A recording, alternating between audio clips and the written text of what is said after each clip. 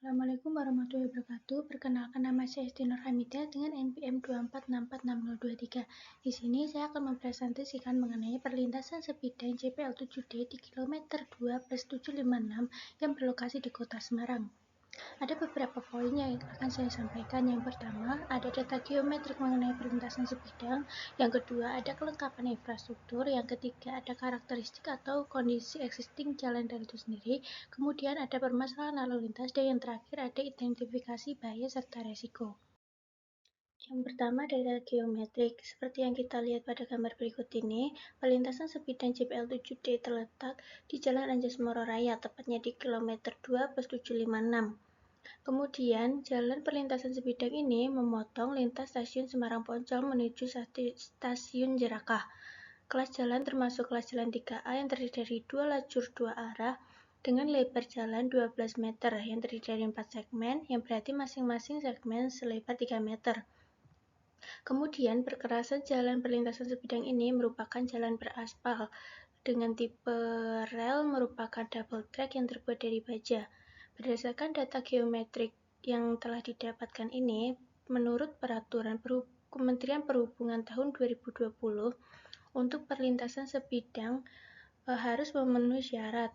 Yang pertama, kelas jalan termasuk kelas jalan 3 dengan jumlah lajur sebanyak-banyaknya 2 lajur 2 arah, dan jalan tersebut tidak berada pada tikungan. Selanjutnya ada kelengkapan infrastruktur. Kelengkapan infrastruktur yang pertama itu ada perlengkapan jalan. Perlengkapan jalan terdiri dari rambu peringatan, rambu larangan, marka, kemudian ada lampu isyarat lalu lintas. Berdasarkan pengamatan di lokasi, rambu-rambu peringatan tidak tersedia, seperti rambu peringatan hati-hati, peringatan jarak, rambu kata-kata, rambu persilangan, itu tidak tersedia di lokasi.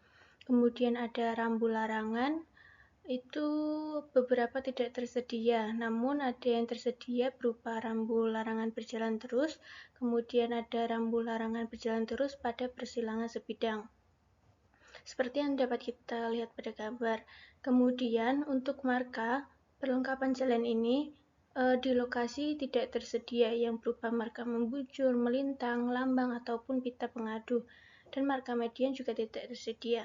Kemudian untuk lampu isyarat lalu lintas terdiri dari isyarat lampu dan isyarat suara, seperti yang dapat kita terlihat di gambar ini, tersedia untuk di lokasi. Kemudian kelengkapan infrastruktur selanjutnya adalah inventaris gardu penjaga pintu perlintasan. Yang pertama itu ada genta atau isyarat, kemudian ada daftar semboyan, kemudian ada petugas yang berada di inventaris gardu penjaga, kemudian ada daftar dinas petugas, kemudian ada daftar perjalanan kereta api sesuai grafik perjalanan kereta api atau GPK, kemudian ada semboyan bendera berwarna merah dan hijau, serta lampu lentera. Kemudian ada perlengkapan lainnya yang berupa senter, kotak P3K, jam dinding, dan apar. Selanjutnya ada karakteristik jalan rel atau kondisi existing dari jalan rel itu sendiri. Di sini kita mengamati beberapa bagian dari jalan rel. Yang pertama yaitu jalur jalan rel. Pada perlintasan sebidang ini, jalur rel merupakan jalur rel ganda atau double track yang terdiri dari 2 jalur hulu dan hilir dengan paralel sejajar. Kemudian ada penyambungan rel. Penyambungan rel itu sendiri terdiri 2 bagian. Yang pertama ada sambungan kaku atau jointed rail yang dihubungkan menggunakan mur atau baut, dan ada sambungan las atau welded rail. Pada perlintasan sebidang ini, seperti yang terlihat pada gambar, menggunakan sambungan jenis sambungan las atau welded rail. Karakteristik jalan rel yang ketiga adalah tipe rel. Ada beberapa tipe rel, ada 4 jenis atau 4 tipe. Yang pertama adalah R42, yang kemudian ada R50, R54, dan R60. Untuk perlintasan sebidang ini menggunakan tipe R54 seperti yang terlihat pada gambar berikut ini, dan dengan gambar detail R54 pada gambar berikut ini. Kemudian untuk jenis penambat rel pada perlintasan sebidang ini menggunakan tipe penambat jenis Eclipse atau yang terlihat pada gambar berikut ini.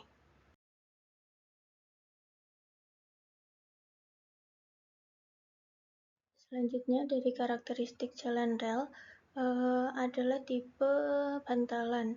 Tipe bantalan rel ini diikat dan dikuatkan dengan penambat rel, kemudian dipasang secara melintang dengan jarak 60 cm. Seperti pada gambar berikut ini, kemudian bantalan rel berupa bantalan beton bertulang. Selanjutnya ada plat landas. Ini merupakan tipe plat landas T-plat. Selanjutnya ada permasalahan lalu lintas. Ada beberapa permasalahan lalu lintas. Yang pertama, kepadatan tinggi pada jam-jam tertentu. Seperti yang kita lihat pada gambar berikut ini, pada kondisi siang hari, jumlah pengendara yang melintas pada perlintasan sebidang ini cukup ramai. Kemudian yang kedua, ada pengendara ketika sirine kereta berbunyi, banyak yang masih menerobos palang pintu kereta. Dari dua hal tersebut menandakan bahwa ada ketidaktertiban lalu lintas.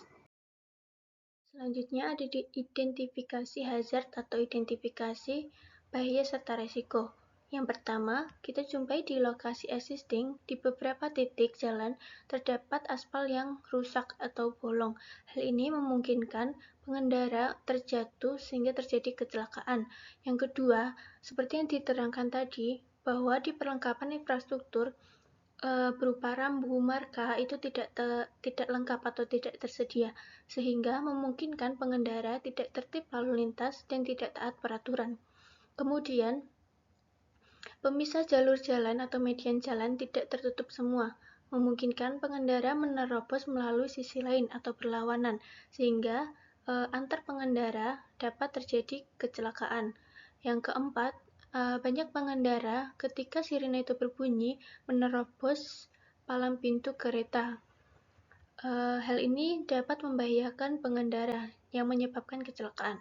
Kemudian dari identifikasi bahaya dan risiko itu dapat direkomendasikan beberapa hal.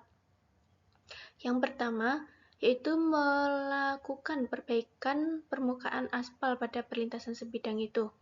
Kemudian ada melengkapi rambu-rambu peringatan dan larangan sesuai peraturan yang berlaku. Kemudian membuat pembatas jalan atau median. Kemudian meningkatkan kesadaran masyarakat melalui sosialisasi terkait bahaya yang dapat terjadi ketika kita menyalahi aturan ketika kita melewati perlintasan tersebut. Kemudian evaluasi rutin oleh Dishub dan PT KAI. Sekian presentasi dari saya mengenai perlintasan sebidang JPL 7D yang berada di Kota Semarang. Terima kasih. Wassalamualaikum warahmatullahi wabarakatuh.